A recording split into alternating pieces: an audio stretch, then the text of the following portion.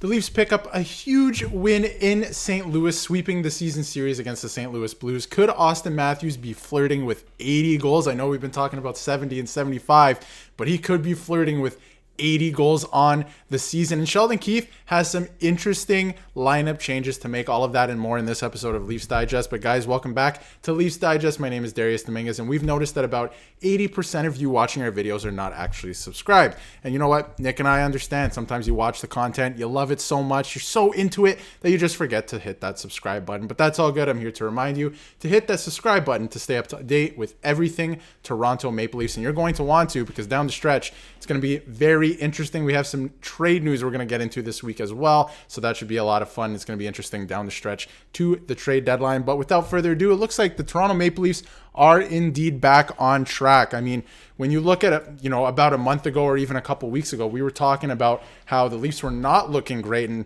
sell the farm. Should they even be buyers at the deadline? And the last couple games, the narrative has shifted in a big way. I think arguably, they're 8-2 in their last 10, which is great. But since the Morgan Rielly incident with Ridley Gregg, I mean, they've really come together as a team, and that shows. And I think coming into this game, obviously, we didn't know who was going to be available, but I have a sense that in at least the last couple games, guys have been stepping in and, taking on bigger roles. Like, obviously, what Bobby McMann has been doing the last week has been fantastic.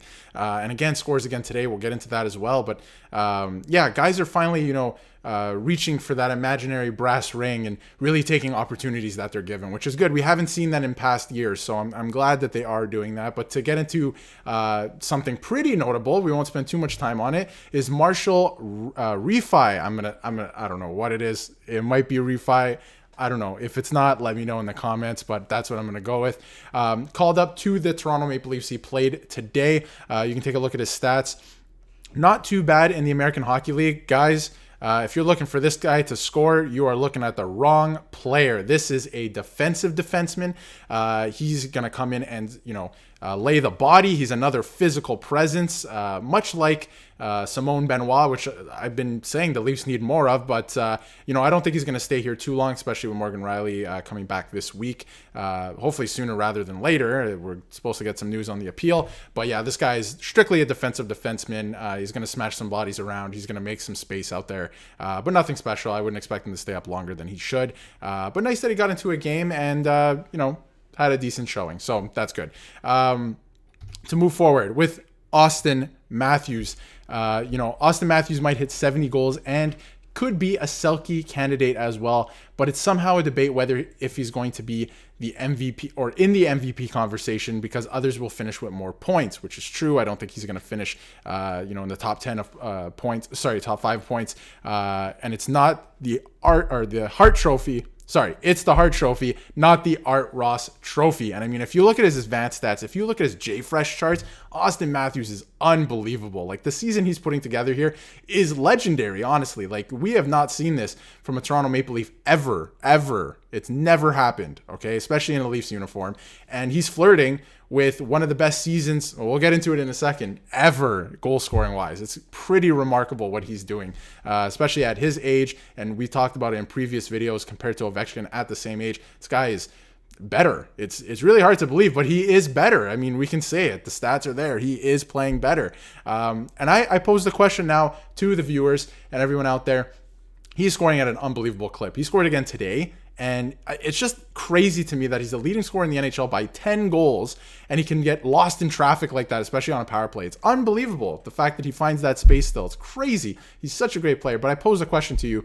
Could Auston Matthews be going for 80 goals this season? I saw on Twitter earlier somebody posted that he has 80 written on his glove, and we know in hockey, a lot of it is mental, a lot of it is visualization, and I feel like Auston Matthews might be flirting with that a little bit. He might be, writing it on his gloves, reminding himself every time he looks down, I want 80. And honestly, the amount of goals he's scoring, I mean, he just did back-to-back hat tricks again. He gets another one in this game. They play in Arizona. He could score 50 goals in Arizona, which would be fantastic, but just remarkable what he's doing. But if we take a look here, if this is a great read from Siegel as well. If you take a look, the top era adjusted scoring seasons in NHL history. Number 1, Brett Hull in 1991, which was a crazy season as well. And number 2 is Auston Matthews this season. This isn't just a great season from Auston Matthews. It's shaping up to be one of the greatest seasons by anyone ever. And by the time it's all said and done, he could possibly have the greatest goal scoring season of all time. Maybe, besides Gretzky. But in terms of the era adjusted numbers, that's a great read too. You should go check that out. It's pretty interesting. I mean, nobody's going to touch Gretzky, but wow, man, Matthews is doing something very remarkable. And like I mentioned too, Matthews scoring 50 in Arizona, just like we drew it up. It's going to be poetic. I have no doubt in my mind that he's going to show out for that game. He's from Arizona. They're playing Arizona in Arizona, and he's one away from 50. I feel like he's going to score 3. He could score he could score 1, but I was going to say he could score 3 again. This guy is so unbelievable. I love what he's been doing this season. It's just so much fun to watch. Like he's just out there. It's unbelievable, really. I mean, the other night against who were they playing on Saturday night? Oh my God, it's escaping me. The Ducks. But it was crazy to watch. It's like, oh my God, he got another one. Like, it's hard to believe what he's doing. It's absolutely insane. And I mean, if you compare him to Ovechkin, if we're gonna do that, with the numbers, Ovi played a very exciting, in-your-face style at the time when he was, 08-09, when he was the most electric goal scorer in the league. And Matthews plays like, not that he's very subdued, but he just plays differently. He just finds the spots. It's pretty remarkable. He's not the fastest player either, but he just finds these spots and he finds ways to score goals. It's really, really great. The other thing I wanted to talk about too is the Leafs seem to be coming together. I'm not sure if it was a Riley incident itself, but they really do seem to be gelling as a team. Saturday was very evident of that. I know it was a little bit of a blowout, but they weren't shying away from the physicality. And again, in this game, they weren't shying away as well. Ilya Samsonov is playing well. The Leafs have been playing some of their best hockey with Riley gone. And I mean, the stats are there. If you look at the stats, when they're missing their key players, when they're missing Auston Matthews, if they're missing Morgan Riley, John Tavares, William Nylander, Mitch Marner for that sake too, they show up. They show up and they band together as a team. And I think that's a good thing, especially that they're showing it this season. We haven't seen it in previous years. That's been a narrative the whole time. They're soft and all that stuff. They're doing it this year. You can see it, and they're continuing to do it. And, they could go undefeated without Morgan Riley, which is crazy. A lot of people were talking about, what are they going to do without their best defenseman? Well, they're doing pretty well, if you ask me. And speaking of defensemen, I want to give some love to TJ Brody here for a second, because if his game today was just fantastic. He's playing big minutes, and he's taken a lot of heat this season for the way he's played.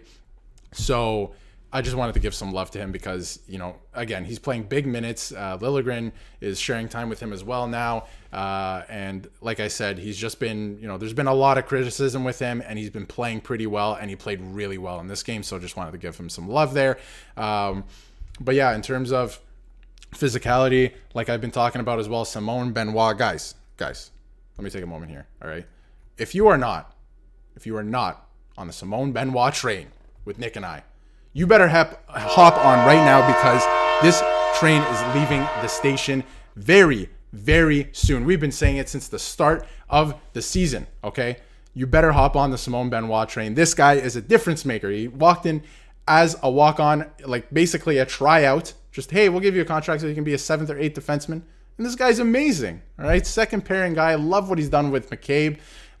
So, guys, like I said, if you are not on the Simone Benoit train, you better get on this week, because it's going to leave the station very soon. And he blows up Pavel Buchnevich from the St. Louis Blues today. Huge hit. And I mean, we saw it on Saturday too. He's not afraid to lay the bod, because he's got a little bit of backup too. Reeves, right? He came in to say something, a couple nights ago. And that's just the confidence you need in each other, that you're going to back each other up. So I'd love to see that from the Leafs. I just would love to see it a little bit more consistently. I'm sure we all would too. But to give some love to Ilya Samsonov as well, the last 4 games, 4-0-0.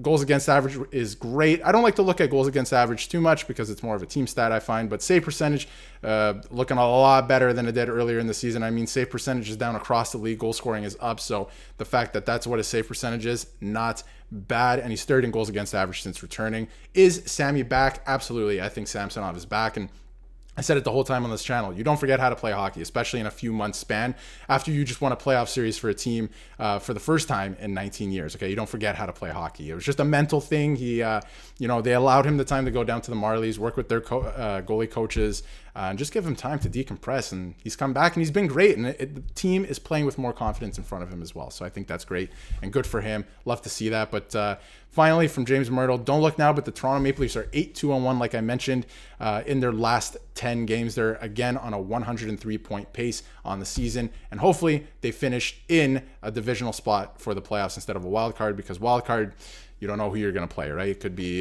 depending where you finish, really. I guess you do we should have an idea where who you would play if you fall in the wild card, at least in the East. But you don't want to do that. Let's just, go into a divisional spot, and whoever you get. It's looking like the Bruins right now. I think that would be a great matchup. And I mean, playoffs are never easy. If you're hoping for this team or that team, I mean, there was the whole narrative last year of, oh, we want Florida or we want Boston, all that stuff. Well, what happened? Right? It doesn't matter who you get in the playoffs. It does not matter. You need to go into the playoffs. You need to get into the playoffs, and you have to go in feeling good. And they're heating up at a pretty good time. We're nearing the end of the season. There's only about 2 months left, and they're heating up. There was a lot of question marks earlier in the season, but it looks like they're banding together, and it couldn't have come at a better time. So that's great. And Auston Matthews, I mean, he is unbelievable. I hope he hits 70 at least. It would be one of the greatest goal scoring seasons we've seen in a long time, at least 30 years. So hope he gets that. But anyway, let me know what your thoughts are on Auston Matthews. Could he be flirting with 80? I don't know. I feel like he wants it. And I mean, he's scoring at an incredible clip. And let me know what you think of the Leafs in general. They're all standing up for each other. I love the physicality from the team. Like I said, it's been a narrative for so long, and I feel like they're slowly, it's a slow burn because there are still mental mistakes and lapses that we've seen for the last couple of years creeping in, but they're slowly trending in a better direction. I just would love to see more of that. So let me know what you think of that. And Nick and I will see you for another video tomorrow.